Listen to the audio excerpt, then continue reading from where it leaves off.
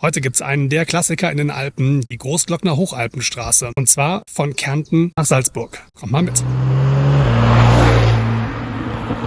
Das alles sehen wir gleich. Traumhafte Landschaften in den österreichischen Alpen und tolle Kurvenstrecken.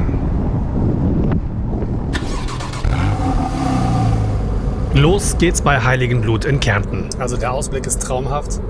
Schon mal ein Vorgeschmack auf das, was gleich noch kommt. Ja, jetzt haben wir erstmal eine Baustelle.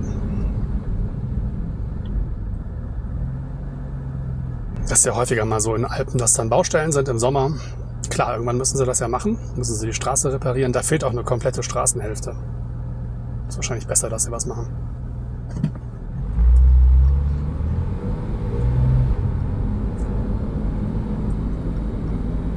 Dass hier regelmäßig an der Straße gearbeitet wird, das merkt man übrigens. Das ist alles sehr gut fahrbar, ausreichend breit, guter Straßenbelag. Nur hoch zur Edelweißspitze gibt es Kopfsteinpflaster, das sehen wir nachher noch.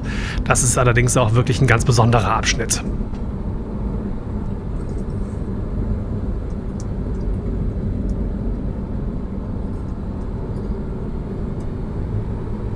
Das ist echt eine ziemlich lange Strecke.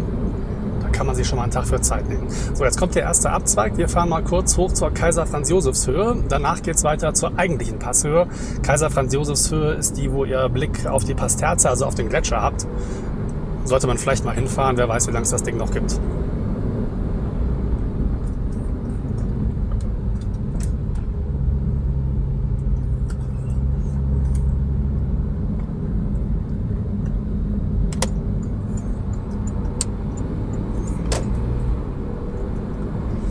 Insgesamt ist die Strecke übrigens 48 Kilometer lang und führt euch über 36 Kehren auf über 2500 Meter Höhe.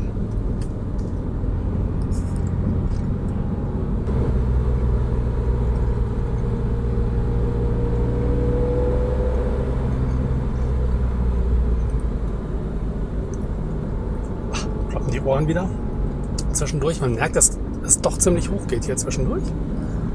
Also eigentlich die ganze Zeit.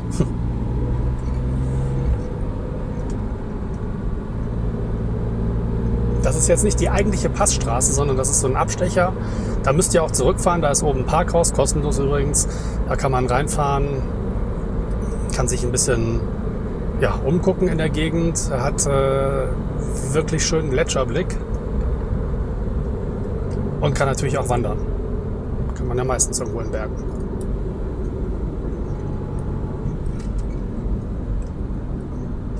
Ein Wasserfall.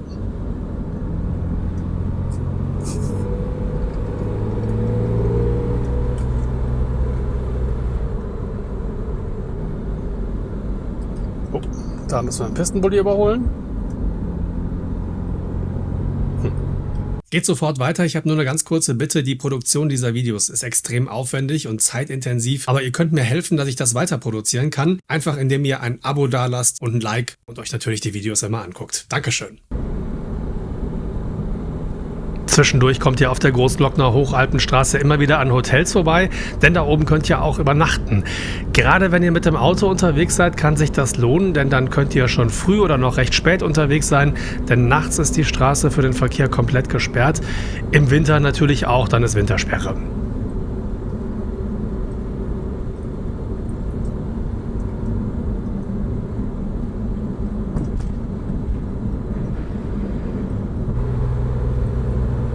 Da oben geht's gleich lang.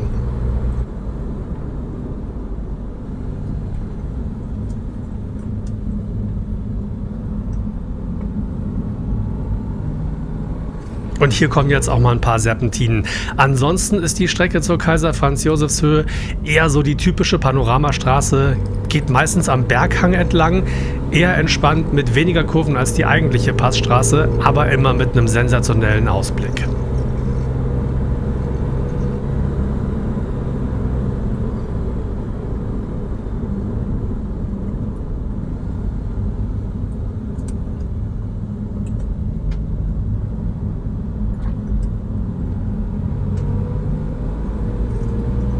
Gerade abends solltet ihr ein bisschen vorsichtig sein, jetzt nicht sozusagen Wildwechsel, in Anführungszeichen, weil hier sind ziemlich viele Murmeltiere unterwegs manchmal. Und die laufen auch schon mal über die Straße. Also wenn da sowas Eichhörnchen-ähnliches vor euch auftaucht, wisst ihr Bescheid.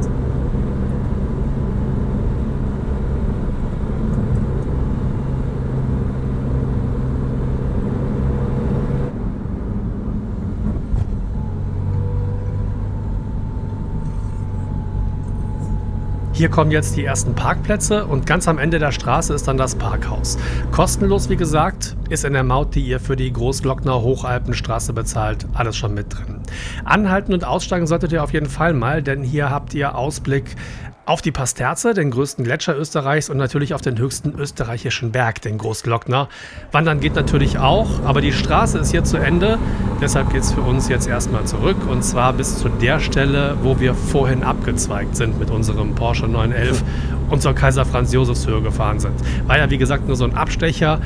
Und dann fahren wir zur eigentlichen Passhöhe bei knapp über 2500 Metern und später dann weiter zum höchsten Punkt, den ihr mit dem Auto oder natürlich auch Motorrad erreichen könnt, zur Edelweißspitze. Erstmal geht's bergab, immer mit tollem Ausblick.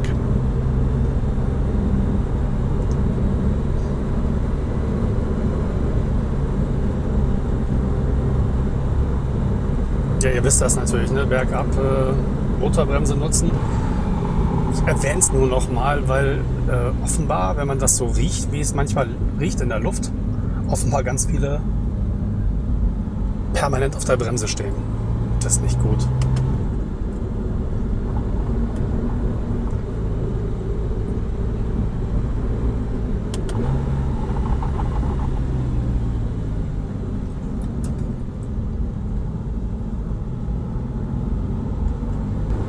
Riecht nicht gut und dann habt ihr unten auch keine Bremswirkung mehr.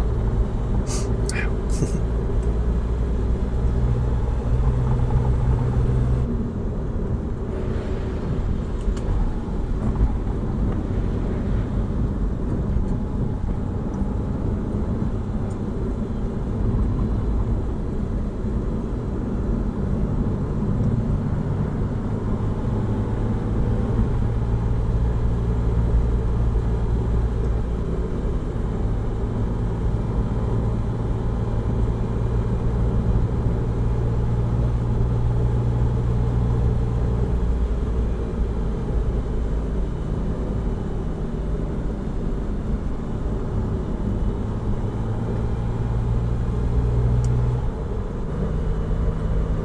Das Wetter ist auch immer so eine Sache. Wir hatten hier im Juni ziemlich Schiss, dass wir nicht hochkommen, weil einfach es geschneit hat. Zwischendurch war die Straße mal, also vor 2 Tagen war die Straße mal komplett weiß. Da war Kettenpflicht. Also kann nicht schaden, Ketten dabei zu haben vielleicht. Auch im Sommer.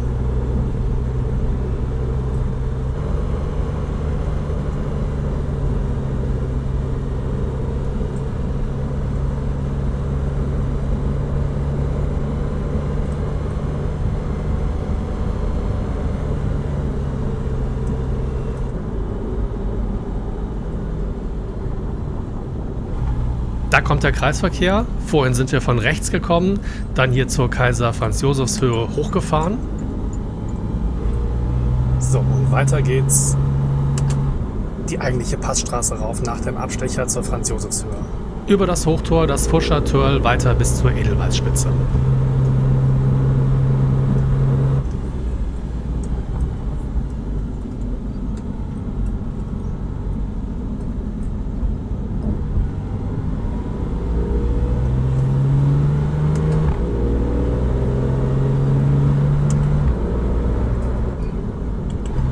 Jetzt kommen die eigentlichen Kehren. Kehre 25. Los geht's. Und da wisst ihr, was noch kommt.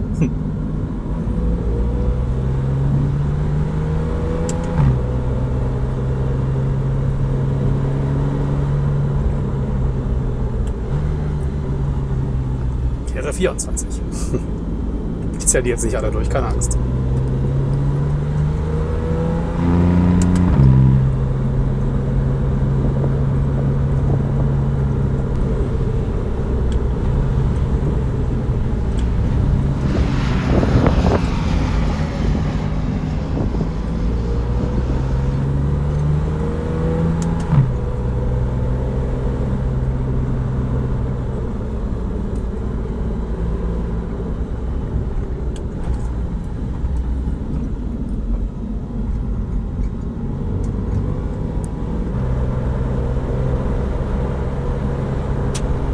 Zwischendurch gibt es auch immer wieder mal so Überholstreifen.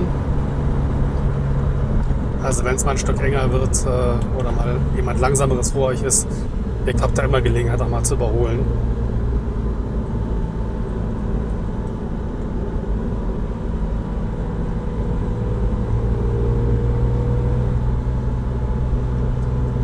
Wobei ich mir ja auch immer wünsche, dass Langsamere einmal vorbeilassen. Also nicht mal, weil ich unbedingt immer der Schnellste bin, aber wenn ich langsamer unterwegs bin, lasse ich auch Leute vorbei. Auch wenn ich mit dem Porsche fahre. Ja, kann man ruhig mal machen, finde ich.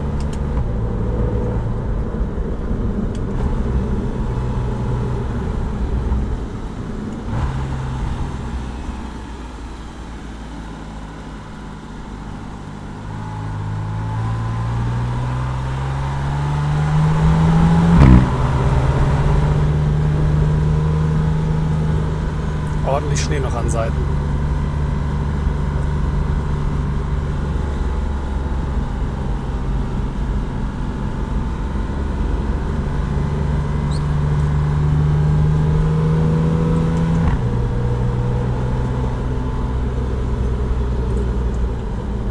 Das ist schon Wahnsinn für Mitte Juni, was hier für Wände noch an den Seiten sind.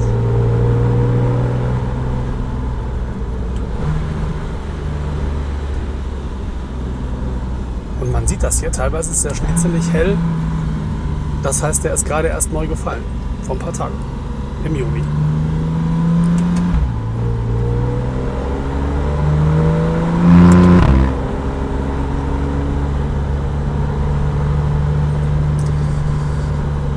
So, das Hochtor, die Passhöhe. Über 2.500 Meter.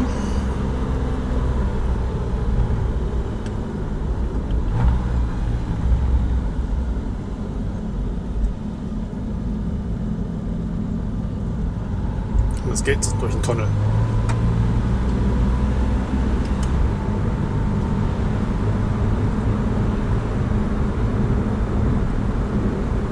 Das ist Winterlandschaft hier.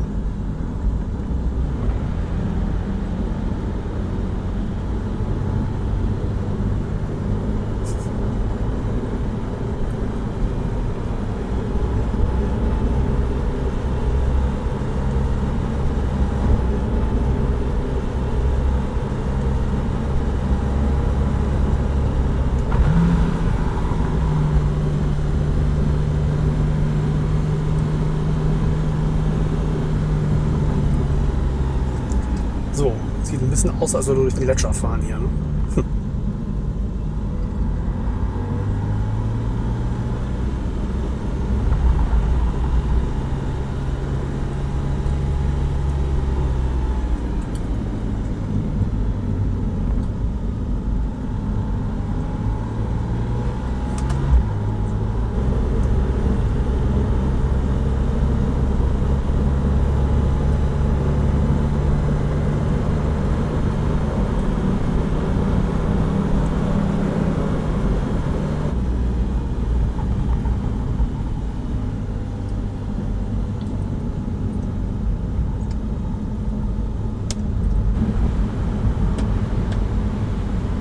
Das sind ja nicht viele Tunnel hier, aber wenn ihr da reinfahrt, seht ihr erstmal nichts.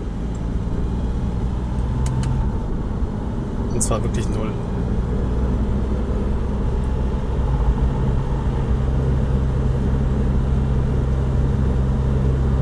Jetzt sind wir durch den Mittertörl-Tunnel durch und es geht ein bisschen runter zur Fuscher Lake und dann wieder hoch zum Fuscher Törl und weiter zur Edelweißspitze.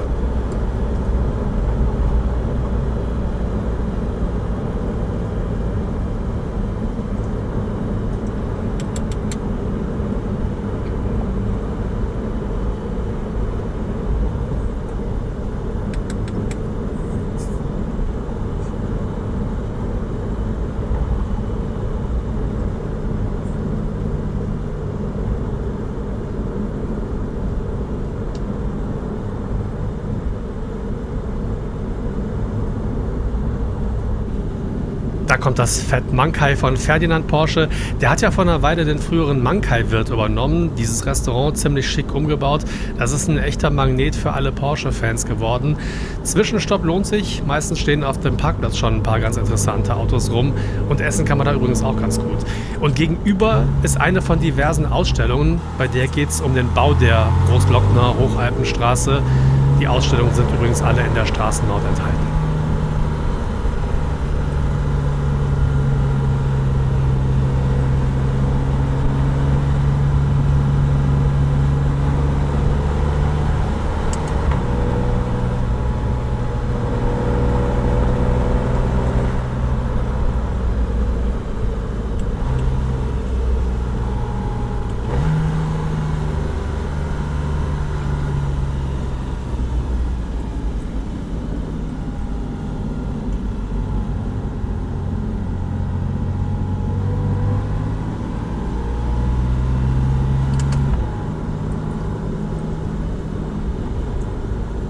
So, seid ihr am Fuschertörl?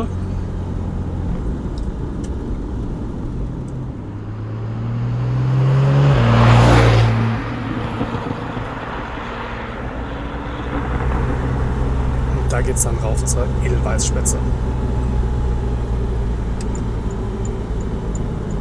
Und zwar über Kopfsteinpflaster.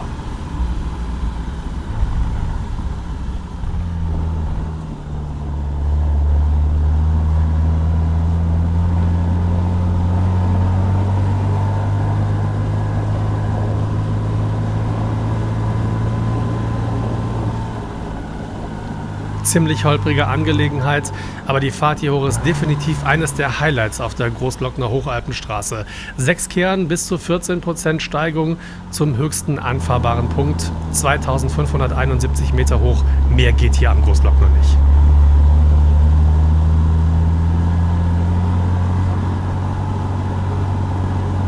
Ein bisschen ausführlicher gibt es die Auffahrt in Teil 1 unseres Videos. Falls ihr den nicht gesehen habt, schaut unbedingt mal rein und vergesst auch nicht, den Kanal zu abonnieren, damit ihr keine Traumrouten mehr verpasst.